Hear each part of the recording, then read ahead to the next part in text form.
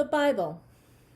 The Bible is called a collection of books. And in those books are the stories of those who lived thousands of years before us. Stories gifted to us to hear, to listen to grow from. For these stories can be our stories. Stories of family dysfunction, stories of hunger, stories of those who have cared for the weakest, stories of those in power who caused harm to others, stories of natural disasters, stories of large-scale fear, stories of hope, and stories of promise. Stories of humankind's relationship with God. These stories of those who lived thousands of years ago remind us that the spirit of Christmas is given to us. It is the promise that God is always with us. The promise lived out in God incarnate, bursting forth as the divine light on Christmas. This first light honors the story of the shepherds, those who were considered less than by many in their society. They were poor, they were rough, but they found hope in the birth of God. Ordinary people in an ordinary place, in an ordinary time.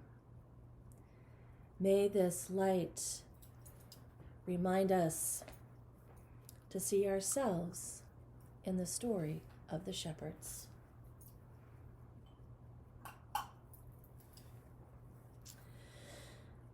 The second light honors the story of Joseph, a righteous man who accepted God's invitation to love a child, to mentor a child, to raise a child who would later share the good news.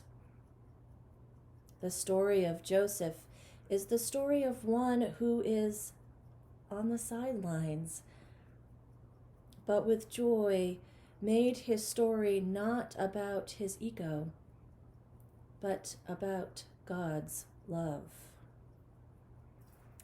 May we see ourselves in the story of Joseph.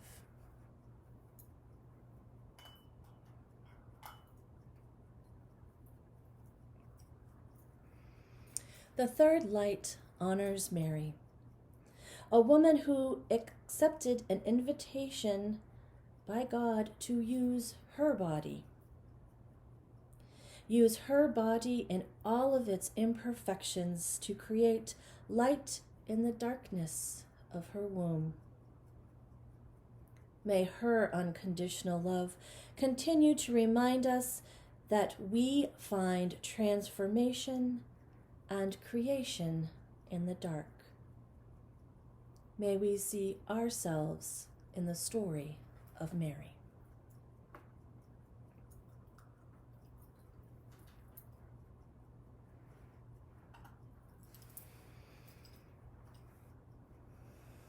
The fourth light honors the birth story, the nativity scene, the peace which doesn't mean silence, but a peace which comes with a promise that all, no matter who we are or where we are on the journey of faith and life, all are welcome to be present in the birth story of Jesus. As we light this candle, may we be reminded that we too can find a place in the nativity scene and in the birth story.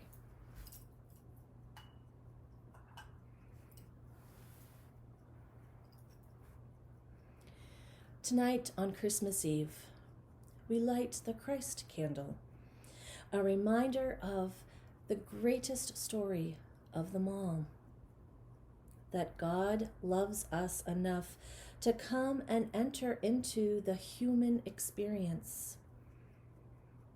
With hope, peace, joy, and love, may we see ourselves in God's story.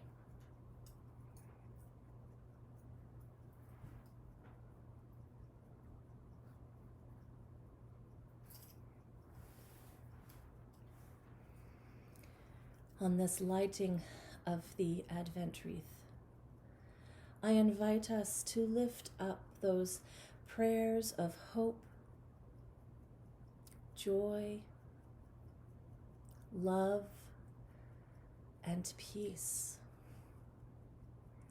knowing God burst through the darkness to be present with us in this very human world.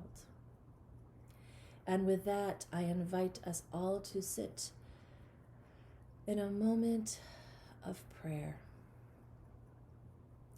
a lifting up of joys and a letting go of anxiety and stress. Please join me. I invite you to breathe in the peace of Christmas and breathe out the anxiety. Breathe in the peace of Christmas and breathe out the anxiety.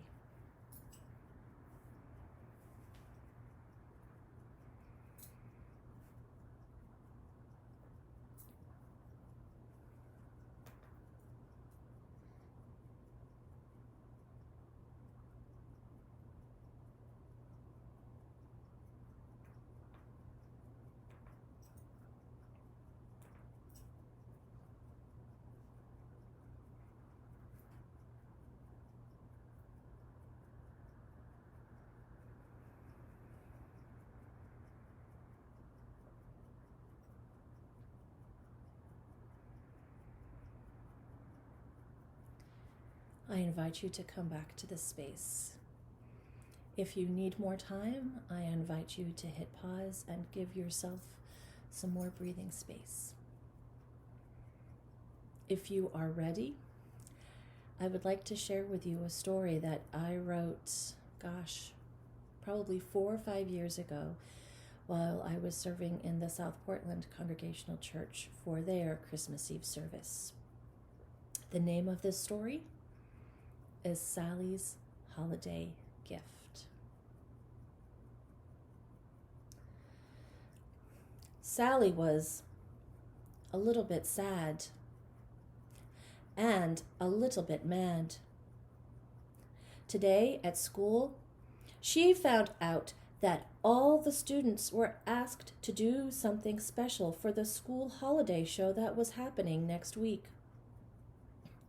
The show was going to be a really big deal. Children from all over the city had been invited to watch everyone perform. The school wanted all of the students to share a talent. Sally didn't know what to do. Sally didn't know what she could do for a talent. She didn't know what she had to offer anyone for a gift. So when Sally came home, she thought and she thought and she thought about what kind of gift she could offer. She couldn't sing. She couldn't dance. She didn't even play an instrument, and she couldn't act. What could she give? She didn't know. Sally lived with her mother and her grandmother in a small house on the corner in a neighborhood full of children. It was close enough to school that Sally and all her friends walked home together. All the children who lived near her were excited about what they were going to do for the show. Dawn was going to perform slam poetry. Julie and Sophie were going to perform a dance number. And much to their teacher's chagrin, Emma was going to sing a popular song from Disney about a princess who was frozen. Alex was going to get his older brother, and they were going to perform a scene with homemade lightsabers. All of the children were excited about sharing their talent, about sharing their gift. Sally thought, and she thought, and she thought, and she thought. That night after dinner, Sally sat with her grandmother while her mom finished the dishes. Her grandmother noticed that something was making Sally sad. "What's wrong, Sally?" her grandmother asked. Sally answered, "Grandmother, we have been asked to share our talents at the school show, and I don't have any talents to share." Her grandmother looked at Sally. "A talent? You mean a gift you give to others that doesn't cost anything?" Sally nodded. Her grandmother looked at her thoughtfully and said, "What about juggling? You have just learned to juggle, and that would be a nice gift to give to others." Sally became even more sad and said to her grandmother, "But I'm not very good, and juggling really isn't a gift." Her grandmother smiled and looked at Sally and said, "Sally, of course it is a gift. It is something you can do and share with others, and you enjoy juggling. So, yes, it is a gift." Sally wasn't so sure her grandmother was right. She thought, "What I do isn't a gift. A talent is supposed to be something amazing or something that wows everyone, something special." But Sally gave her grandmother a hug and went upstairs to her room, and she thought about her juggling. Sally had just learned how to juggle, and she was afraid what people would think. What if her talent wasn't really worth anything? Sally didn't know what else to do, so she thought she would try her best for the school show. She took her juggling pins out and started to practice. Over the next week, Sally practiced, and she practiced, and she practiced. The bright colors of her pins made a beautiful, colorful circle around her head. She wasn't perfect. Sometimes she dropped the pins, but she was having fun and thought to herself, "This might just work after all." Then came the day of the school show. Sally was nervous. The other kids at school had bought new costumes and created scenery for their talents. Sally thought, "All I have are my juggling pins. Is this actually going to be good enough?" Sally's grandmother came to the school to see the show. When she saw Sally, she gave her a big hug and said, "You will be wonderful." Sally said, "I'll do my best. I'll do my best for them." When it was Sally's turn to go out onto the stage, she looked out and saw all the children in the front row, and they were looking at her. Sally juggled. She did her best. The red, blue, green, and yellow pins made beautiful, colorful circle around her head. The children in the front row started to smile at her. The children in the front row started to clap. The children in the front row started to cheer. Even when Sally dropped some pins, they still smiled. The bright colors made them happy. Sally's gift of juggling made them happy. When Sally was done, the children clapped, and one of them gave her a big red flower as a thank you for her talent, for her gift. Sally's grandmother saw her after the show. They gave each other a big hug. Sally said, "Wow." They liked it. Sally's grandmother said, "Of course they liked it.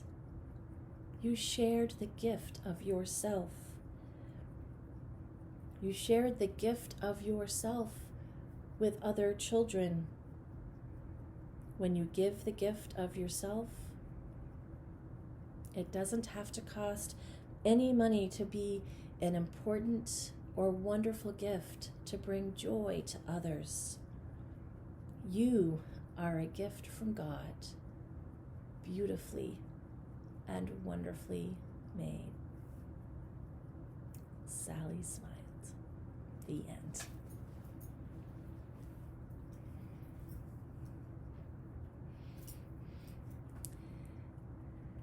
As we go out into Christmas Eve and tomorrow on Christmas, the birth of a baby, the gift from God that will be as human as the rest of us, with foibles and mistakes.